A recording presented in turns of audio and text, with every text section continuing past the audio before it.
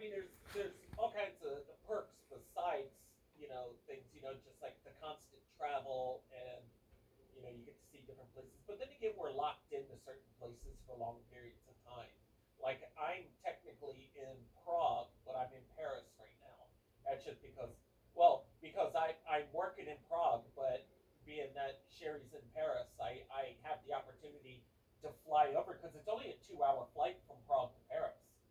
That that's equivalent that's equivalent to about where you are to say Fort Lauderdale. So yeah, but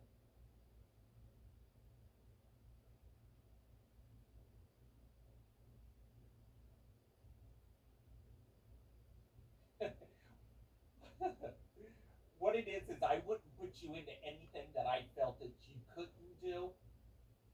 Of course, you would meet with what I say my people. You will meet with them, and they will skill set with you of where you could fit in and everything. I mean, we're not a large group of people. We on a good day we're 50. We're on an average of about 35 full time people that stay with us and travel with us. So, well, it depends. Well, it depends. Like in the United States, I have people also, but I'm talking about the people that travel internationally. Because I have an office in Las Vegas that has people in it that work in the gaming industry. I have people in San Diego that work, with international stuff down near the border and everything. So it just depends on where it is. But the international one that I feel that you would benefit the most from, the travel, we only have about 35 that travel with us constantly. But overall, I'm under 200 people total. But it's in with the pandemic and everything, it's less now. Because I mean, I have people that are stuck in countries that can't get out. You know, so that's a big expense for us because under the agreement of you, like if I told you to pack a bag and fly to Guam, I you would be on our dime. So the entire time you're there, whether pandemic or what, we have to pay for you to be there. So there's but it's not always a ball of fun. It's or what does my friend say? It's not always a ball full of joy. So it, but I mean, you will have moments where you love me, and you'll have moments where you hate me. I mean, it's just like, why did I get into this? Why am I doing this? What the hell? I could go to the United States and do the same thing. Granted, you'll make less money, but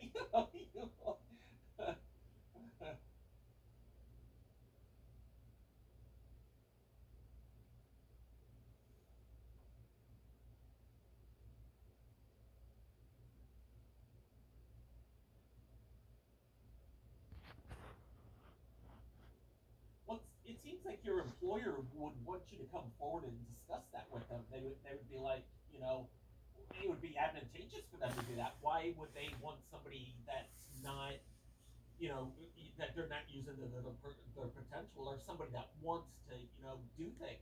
Because if you came to me and you said I'm bored, I'll be like, hey, jump on a flight and go over here and do this.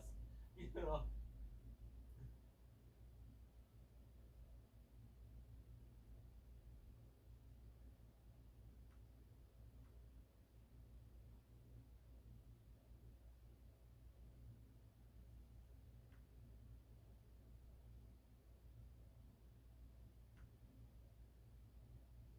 Yeah, see, 3 years though, I don't think I would ever get stuck in one location for 3 years on the international side.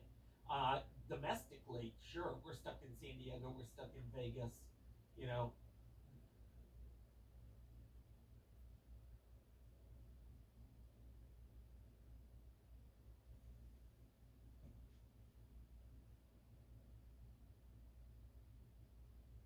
well, see, we start obscenely large with money, but what it is we'll even make 6 months of tax deposits for you, which means for the when you're first hired with us, we will take we after 3 months, every 2 months we'll pay your monthly taxes.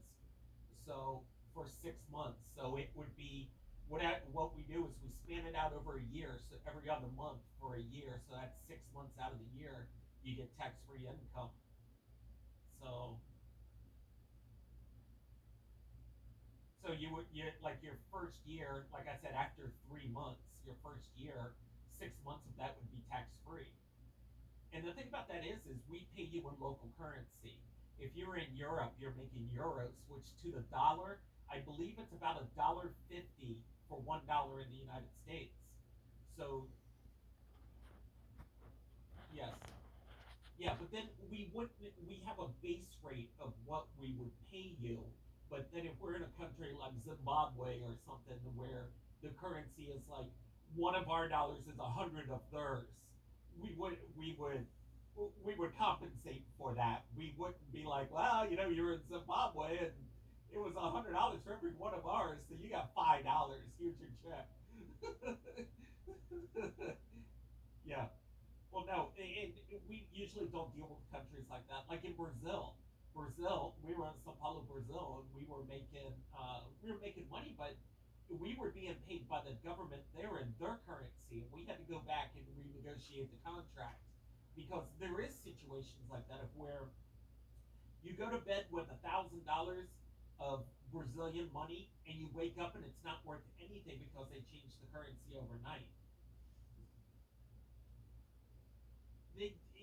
Yeah, that's crazy because we had that happen to us. We were 6 months in Sao Paulo, and it was the currency literally changed overnight on us one night, and our money was worth nothing. And talk about some pissed off people.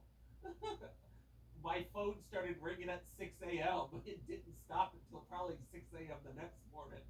There was some pissed off people.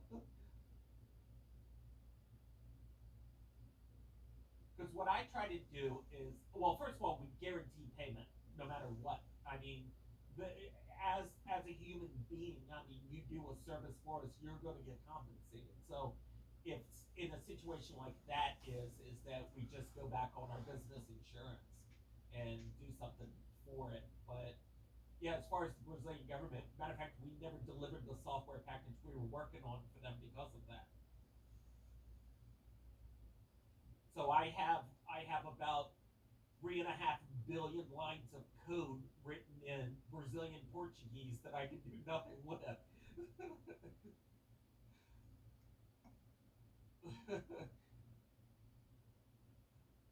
They're like, well, you were compensated. I said, yes, yesterday I was compensated. Today I am not. I was like, what can we do to rectify this situation?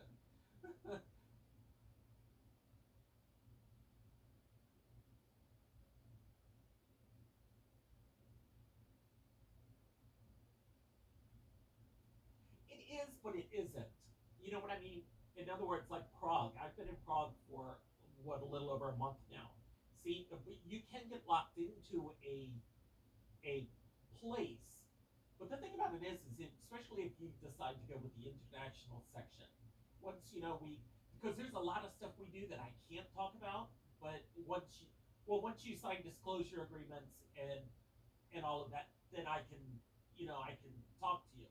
But there's things because 99% of what the international stuff does is we deal with foreign governments, and we're working on a large program right now called EDIAS, which is European Travel Information Authorization Service, and that was supposed to go into effect January 2021, but we pushed it because we have to work with individual countries. We can't just roll out software and say, here, this is for everybody and it's uniform and it's going to work. It doesn't. So we're working with the individual countries. We moved it to January 2022, but the European Union came back to us because of the pandemic and asked us to move it to January 2023, which is okay because if they well, it's not only that is if they extend the contract, then they extend the money. So instead of giving us like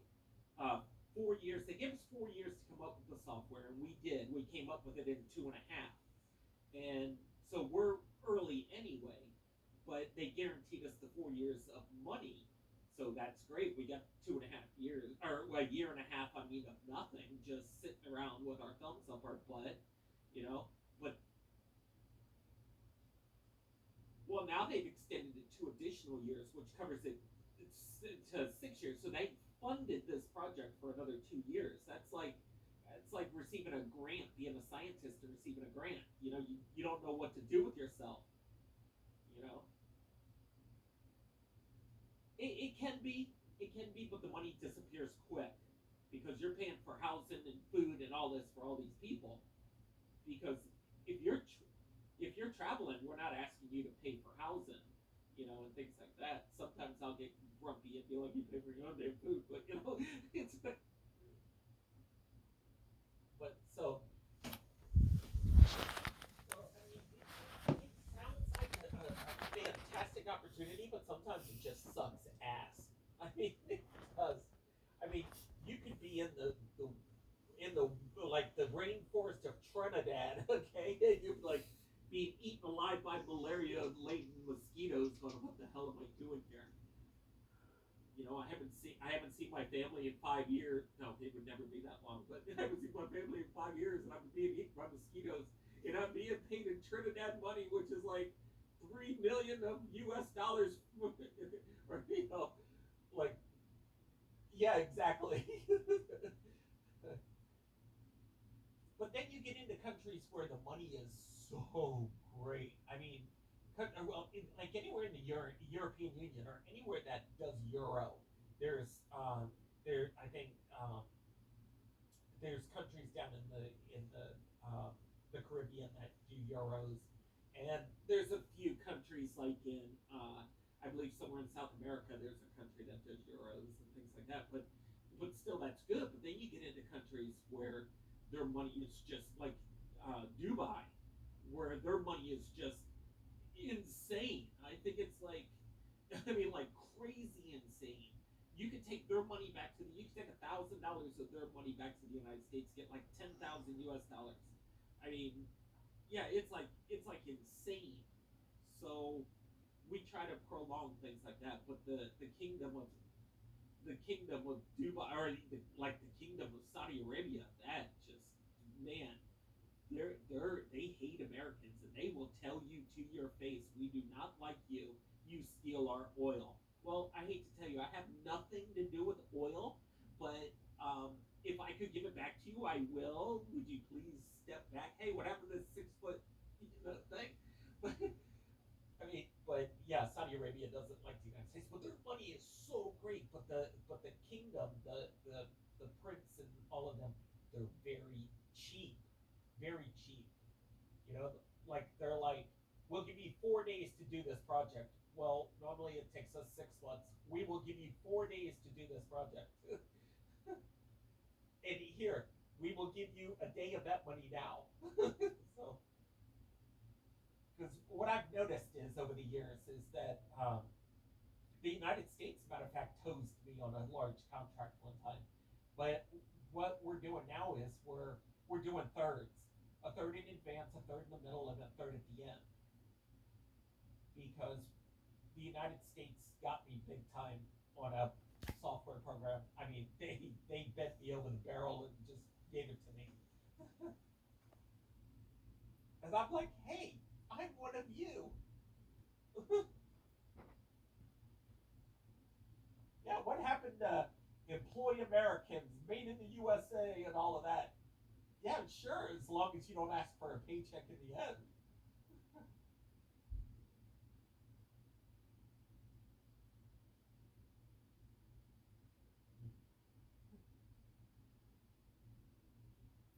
Oh, I know about that.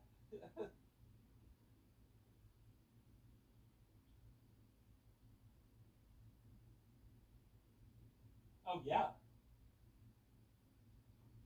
that's basically that's basically what the union just did to us by extending us 2 years. They're like, take it, we're just giving it to you. It's like, okay. Well, yeah, twist my arm. The thing about the union is that they deposit the money in your. If they are talking to you on the phone, while they're talking to you on the phone, they're putting money in your bank account. like them. Yeah, it's like you get a notification on your phone. Oh, well, I guess I can make payroll this month. Because that was one of my things. They're like, well, you're going to need to keep a staff in the union during this time. And I'm like, well, of course, if you have an open contract with us, we're going to keep somebody in your area at all times. So, I mean, hell, and being that everybody's based in Paris, and Paris is the most expensive place in the world to live, they're paying for that.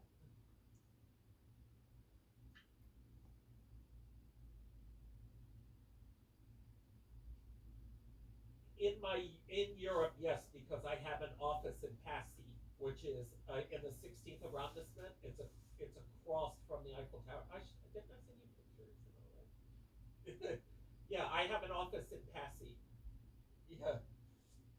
So yeah, I have the office in Passy is the one that handles the 27 sojourn countries in Europe.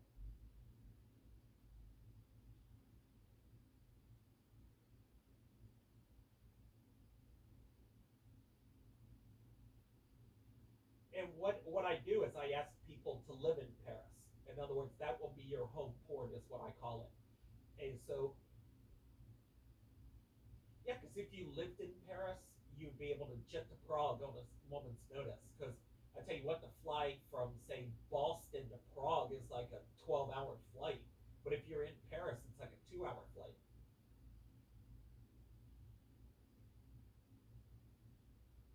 You can. From Yeah, exactly. Matter of fact, you can even drive across Europe. You know, it's not like the United States, where everything's broken up. But the thing about Paris is 2 hours from Rome, 2 hours from Prague, 2 hours from Madrid, 2 hours from Barcelona. And it's like 2 hours, or actually like an hour and a half, or maybe a little under an hour to fly to London. So it's literally centrally located. But the thing about London is you could jump on a train, you could jump on a bus, you could jump on anything, and you're in London in a very short time. But then you get used to these places. Like the first year you're in Paris, you're like, man, I'm in Paris. The second year you're like, oh my god, it's so expensive.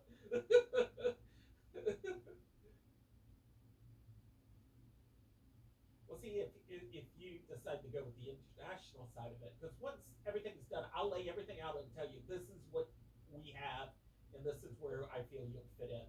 But if you do choose international, the international part of it is you'll be compensated more internationally than you are in the United States.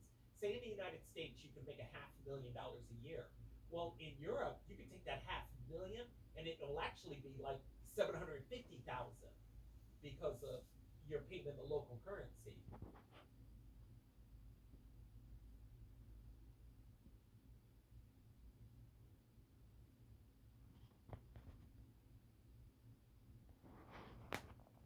No, no, that would be for anywhere. Because what it is in the United States we 1099 you, okay, which is independent contractor. So you're responsible for taxes and stuff like that. Except there's a couple things that we do. We pay for health insurance and we pay Social Security. So that's because if we didn't, and you were like hypothetically you retired from us, I haven't been in business long enough to have anybody retire from me, but you wouldn't get anything being an independent contractor. You'd be out on your ass. You'd be like, well, hey, look, I worked for you for 25 years, and now I'm on my ass not making anything. Well, we do Social Security just to help with that. That's kind of like a retirement plan. So, which saves you money in the end. That's like 7.14% of your check. So, and then like we do the 6 months broken up every other month for 1 year is the tax deposits. So what it is when you 1099, they actually mail you a book. It's like a payment book for a car, and you rip out the pages and you make your tax deposits with those pages based on what your income will be. In other words, you make it like in advance. So what I would do is I would go through your book and I would take out every other month for 6 months, and I would make the, well, not me personally, the company would, but you know, and and that's just a perk to help people out. Plus, it prolongs people. And plus, when you're starting a new job and everything, sometimes money sucks. You know, like in your personal life, it's like, oh man, I just started this job. I can't do this. I can't do that. Well, we kind of help you. Plus, if we ask you to move to Paris, now if you lived in Paris, the actual living end of it would be your responsibility. But if we have you go to Paris, we pay for that. Does that make sense? Yeah. But like I said, you're compensated in euros, and euros are like fucking fantastic. Except your American money sucks. Like if you took 10,000 American dollars over there, you're getting like 8 of their money. But if you take 10,000 of their money back to the United States, you get like what 12 or 15. you know, so what I see a lot done is a lot of the American people that work for me, they send their money back to an American bank, so it makes more. It looks like it's more, but it's really not. It's the same. It just looks more in the U.S. dollar than it does in the euro. It's really the same amount of money, though. Yeah, yeah, because you're $750,000 a year in Europe, maybe only worth 500